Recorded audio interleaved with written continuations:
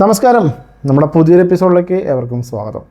അപ്പോൾ നമ്മുടെ വീഡിയോ ആദ്യമായിട്ട് കാണുന്ന സുഹൃത്തുക്കളാണെന്നുണ്ടെങ്കിൽ ഒന്ന് സബ്സ്ക്രൈബ് ചെയ്ത് സപ്പോർട്ട് ചെയ്യാം കേട്ടോ. അതേപോലെ തന്നെ വീഡിയോ ഇഷ്ടപ്പെടുകയാണെന്നുണ്ടെങ്കിൽ ലൈക്ക് ചെയ്ത് നിങ്ങളുടെ വിലയേറിയ അഭിപ്രായങ്ങൾ കമൻറ്റ് ബോക്സിൽ രേഖപ്പെടുത്തുക. അപ്പോൾ വീഡിയോയിലേക്ക് പോകാം.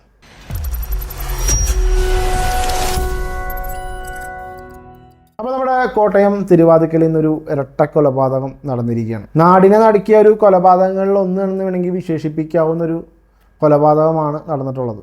ഒരു ബിസിനസ്സുകാരനായിട്ടുള്ള വിജയകുമാറും ഭാര്യ മീര, ഇവർ രണ്ടുമാണ് ഈ ഒരു കൊലപാതകത്തിൽ ഇരയായി തീർന്നിട്ടുള്ളത്.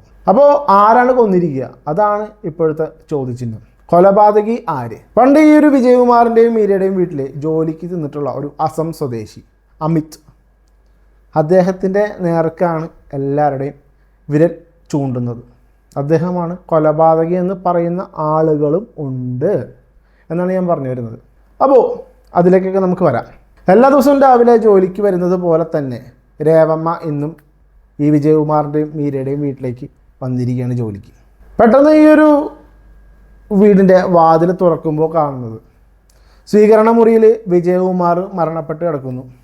തൊട്ടടുത്ത മുറിയിൽ മീരയും മരണപ്പെട്ട് കിടക്കുന്നു. ഇത് കണ്ടിട്ടാണ് ജോലിക്കാരി ആകെ അമ്പരന്ന് അടുത്തുള്ള കടയിലേക്ക് ഓടിച്ചെല്ലുകയാണ്.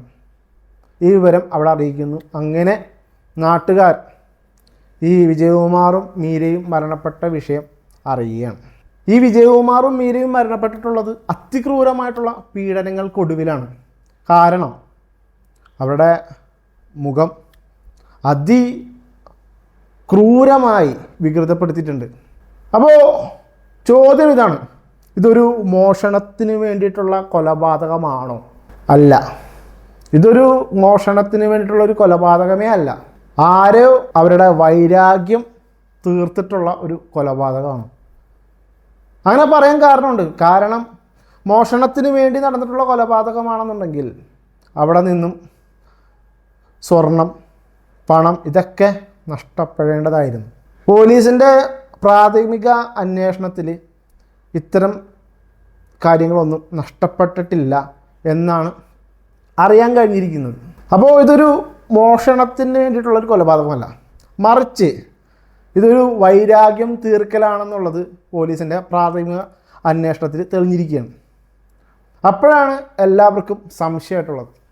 ഈ അമിത് പണ്ട് വിജയകുമാറിൻ്റെയും മീരയുടെയും വീട്ടിൽ ജോലിക്ക് നിന്നിരുന്ന ഒരു അസം സ്വദേശിയാണ് ഈ ഒരു അമിത് എന്ന് പറയുന്ന വ്യക്തി. അപ്പോൾ എന്തിനീ അമിത്തിനെ സംശയിക്കണം? കാരണമുണ്ട്. വേറെ ഒന്നല്ല, കുറച്ച് നാളുകൾക്ക് മുമ്പ് അമിത് ഈ വിജയകുമാറിൻ്റെയും മീരയുടെയും വീട്ടിൽ ജോലിക്ക് നിൽക്കുന്ന സമയം ഒരു തിരിമറി നടത്തുകയും 1 കോടി രൂപയുടെ തിരിമറിയാണ് അവിടെ നടന്നിരിക്കുന്നത്. അത് വിജയകുമാർ കണ്ടുപിടിക്കുകയും ഈ പറയുന്ന അമിത്തിനെ പോലീസിൽ ഏൽപ്പിക്കുകയും ചെയ്തിട്ടുണ്ടായിരുന്നു. അപ്പോൾ ഈ ഒരു വൈരാഗ്യമായിരിക്കുമോ അമിത് ഈ പറഞ്ഞ വിജയകുമാറിനെയും മീരയും ഇങ്ങനെ ക്രൂരമായി കൊന്നിട്ടുള്ളത്?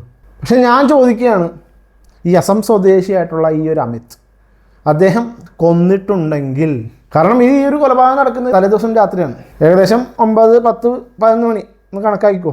ആ സമയത്ത് ഒരു കൊലപാതകം നടത്തി അമിത് എന്തൊക്കെ വന്നാലും ഈ കേരളത്തിൽ നിൽക്കുമെന്ന് എനിക്ക് തോന്നുന്നില്ല. കാരണം സ്വാഭാവികമായിട്ടും ഇത് അമിത്തിൻ്റെ മേലെ തിരിയും. ഇയാൾ കൊലപാതകം നടത്തിയിട്ടുണ്ടെന്നുണ്ടെങ്കിൽ എന്തൊക്കെ വന്നാലും തിരിയുമെന്നുള്ള കാര്യത്തിൽ ഈ ഒരു വ്യക്തിക്ക് നല്ലവണ്ണം അറിയാൻ പറ്റും. കാരണം ഇതിനു മുമ്പ് ഈ വിജയകുമാറിൻ്റെ വീട്ടിൽ നിന്നിട്ട് ഈ ഒരു തിരിമറി കേസിൽ അകത്ത് പോയിട്ടുള്ളൊരു വ്യക്തിയാണ് ഈ അമിത്. അപ്പോൾ ഒരു കൊലപാതകം നടത്തിയിട്ടുണ്ടെന്നുണ്ടെങ്കിൽ എന്തായാലും നിൽക്കാനുള്ള ധൈര്യം ആ ഒരു വ്യക്തിക്ക് ഉണ്ടാകുമോ എന്നുള്ളത് സംശയമാണ്. അവൻ അന്ന് രാത്രി തന്നെ നാട് കടന്നാനെ. അപ്പോൾ അതാണൊരു ചോദ്യചിഹ്നം. അമിത് കൊന്നാൽ, അമിതാണ് ഈ ഒരു കൊലപാതകം നടത്തിയിട്ടുണ്ടെന്നുണ്ടെങ്കിൽ ഈ ഒരു നാട്ടിൽ നിൽക്കുമോ? അതാണ് ഒരു ചോദ്യചിഹ്നം. പോലീസിനെ വലയ്ക്കുന്നതും ഈ ഒരു കാര്യം തന്നെയാണ്. പിന്നെ വർഷങ്ങൾക്ക് മുമ്പ് 2017 ഈ പറഞ്ഞ നമ്മുടെ വിജയകുമാറിൻ്റെയും മീരയുടെയും മകൻ ദാരുണമായി മരണപ്പെട്ടിരുന്നു. ആ ഒരു മരണത്തെ ക്രൈംബ്രാഞ്ച് ആത്മഹത്യയായിട്ട് എഴുതി തള്ളുകയാണ് ചെയ്തത്. ഇതൊരു ആത്മഹത്യയാണ്. അന്ന് മനസ്സിലായിട്ടോ ക്രൈംബ്രാഞ്ചിൻ്റെ നിലവാരം എന്താണെന്നുള്ളത് അന്ന് മനസ്സിലാക്കി കൊടുത്തിരിക്കുകയാണ്. കാരണം വേറെ ഒന്നല്ല, ഈ പറയുന്ന വിജയകുമാറിൻ്റെയും മീരയുടെയും മകൻ അദ്ദേഹത്തെ കാറിൽ വെച്ച് ആരോ ആക്രമിച്ച് കഴുത്തിലും നെഞ്ചിലും ആഴത്തിൽ മുറിവേറ്റിട്ടുള്ള വ്യക്തി. അന്നത്തെ ന്യൂസുകൾ എടുത്ത് നോക്കിക്കഴിഞ്ഞാൽ അറിയാൻ പറ്റും. കാറിൽ രക്തം തളം കെട്ടി കിടക്കുകയാണ്. കാറ് കടന്നിടത്ത് നിന്നും 200 മീറ്റർ അകലെയുള്ള റെയിൽവേ ട്രാക്കിൽ വെച്ചാണ് ഇരുവരുടെയും മകനെ കണ്ടെത്തുന്നത്. എന്നാൽ ട്രെയിൻ തട്ടിയിട്ടുമില്ല. ഒന്ന് ചിന്തിക്കുക, നമ്മളൊന്ന് ചിന്തിക്കുക. ഇത്രയും ആഴത്തിൽ മുറിവ് പറ്റിയൊരു വ്യക്തി, ഒരുപാട് രക്തം പോയൊരു വ്യക്തി എങ്ങനെ 200 മീറ്റർ നടന്ന് ഈ പറയുന്ന റെയിൽവേ ട്രാക്കിലെത്തി? അതൊരു ചോദ്യചിഹ്നം തന്നെയാണ്. കാരണം ഇത്രയും രക്തം പോയി കഴിഞ്ഞാൽ നടക്കാനുള്ളൊരു ആവത് പോലും കിട്ടത്തില്ല. നമ്മൾ തളർന്നു പോവും, നിലത്ത് വീഴും. അതൊന്നും സംഭവിക്കാതെ കൃത്യമായിട്ട് എങ്ങനെ റെയിൽവേ ട്രാക്കിൽ പോയി വീണു? ഇതൊക്കെ ഒരു ചോദ്യചിഹ്നമാണ്.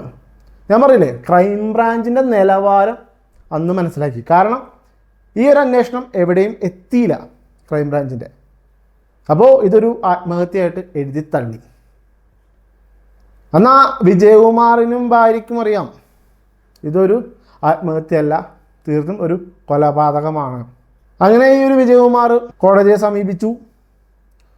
അങ്ങനെ കേസ് CBIക്ക് കൈമാറുകയാണ്. ഇപ്പോൾ കുറച്ച് ദിവസങ്ങൾക്ക് മുമ്പാണ് ഈ ഒരു കേസ് CBI ഏറ്റെടുക്കുന്നത്. എന്താ പറയുക, നമ്മുടെ വിജയകുമാറും ഭാര്യയും മരണപ്പെട്ടു. അപ്പോൾ മകൻ്റെ കൊലപാതകവും ഈ ഒരു കൊലപാതകവും തമ്മിൽ എന്തെങ്കിലും ബന്ധമുണ്ടോ? ആരായിരിക്കും ഈ 2 കൊലപാതകങ്ങൾക്കും പിന്നിൽ? നിങ്ങൾക്ക് എന്താണ് തോന്നുന്നത്? അത് കമൻറ്റ് ബോക്സിൽ രേഖപ്പെടുത്തുക. ഇനി വരും ദിവസങ്ങളിൽ ഇതിൻ്റെ അപ്ഡേഷൻസ് ഉണ്ടാവും. ഈ അപ്ഡേഷനുമായിട്ട് ഞാൻ നിങ്ങളുടെ മുന്നിലേക്ക് വരുന്നതാണ്.